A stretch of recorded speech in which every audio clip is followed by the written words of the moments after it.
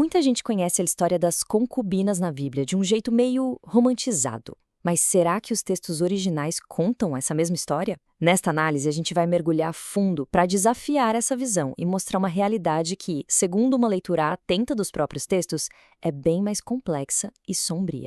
Olha só que contraste. De um lado, a gente tem o mito da segunda esposa, sabe? Uma figura com algum respeito, com dignidade. E do outro, a realidade brutal que os textos parecem descrever, a de uma escrava sexual. É exatamente esse conflito que a gente vai explorar, a narrativa confortável contra a dura realidade que emerge das fontes.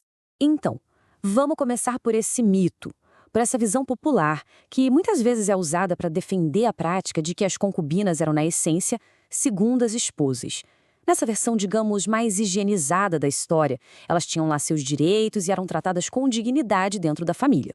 É uma narrativa que soa bem, né? Dá uma aliviada na dureza de uma sociedade patriarcal.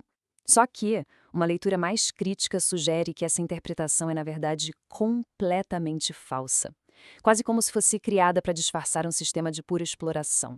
E é aqui que a gente chega no argumento central. A tese é que as concubinas não eram vistas como pessoas, mas sim como propriedade. Uma verdade bem incômoda que os próprios textos bíblicos, quando a gente lê com atenção, parecem revelar sem rodeios. Então, o que era uma concubina, segundo essa análise? Bom, ela era uma propriedade sexual e reprodutiva. Uma mulher sem qualquer direito sobre o próprio corpo ou sobre os filhos que ela mesma gerava. E como ela era adquirida? Através da guerra, da compra ou de trocas, como um objeto. E o mais impressionante é que a própria lei bíblica parece dar um passo a passo de como conseguir uma concubina. Não era só um costume, sabe? Estava codificado na lei. Vamos ver como isso funcionava na prática. A lei em Deuteronômio é muito clara. Diz assim: quando saíres à guerra, e entre os presos vires uma mulher formosa, e a cobiçares, e a quiseres tomar por mulher, então a trarás para a tua casa.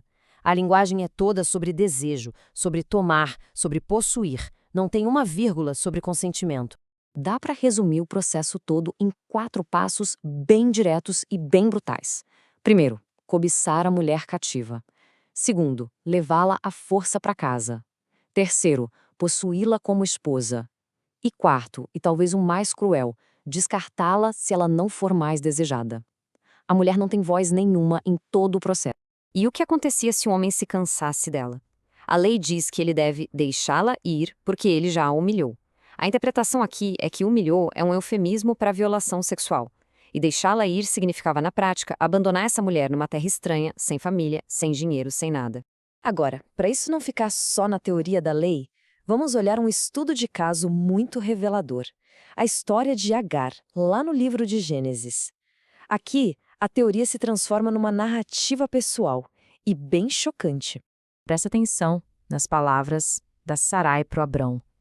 Ela chama Agar de minha serva e a oferece como se fosse um objeto, um instrumento para edificar uma família por meio dela. Agar não é uma esposa ali, ela é uma ferramenta de reprodução. A resposta do Abrão é igualmente fria, para não dizer pior. Tua serva está em tuas mãos, faz-lhe o que bem te parecer.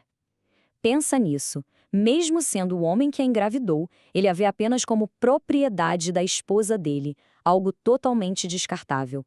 Mas o ponto mais crucial aqui é a intervenção divina. Quando Agar finalmente foge do abuso, um anjo do Senhor a encontra.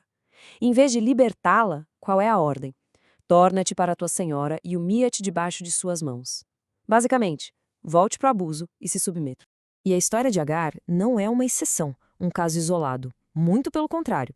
Ela revela um padrão, um sistema de subjugação que se repete em várias outras narrativas patriarcais da Bíblia. A gente vê esse mesmo padrão com Bila e Zilpa, as servas de Jacó, que foram usadas para ter filhos e depois simplesmente desapareceram na história. Ou com as concubinas de Davi, que foram estupradas em público como um ato político contra ele. E o que aconteceu com elas depois? O próprio Davi as prendeu pelo resto da vida. Ou seja, elas foram usadas como peões e ainda punidas pelo crime que sofreram. Então, o que a gente pode concluir disso tudo? Juntando essas peças, a análise nos leva a uma pergunta fundamental sobre a origem dessas leis e dessas histórias. Afinal, quem as escreveu? E com qual objetivo? E a conclusão que essa análise apresenta é bem direta. Deuses não escrevem leis. Homens, sim. E os homens que escreveram a Bíblia imaginavam as mulheres como propriedade, não como pessoas. Essa frase, no fim das contas, resume todo o argumento. E isso tudo deixa a gente com uma reflexão final, né? Como é que a leitura direta das fontes, sem os filtros da tradição e da romantização, muda a história que sempre nos contaram? A diferença entre o mito e o que está escrito no texto é o ponto central que essa análise propõe.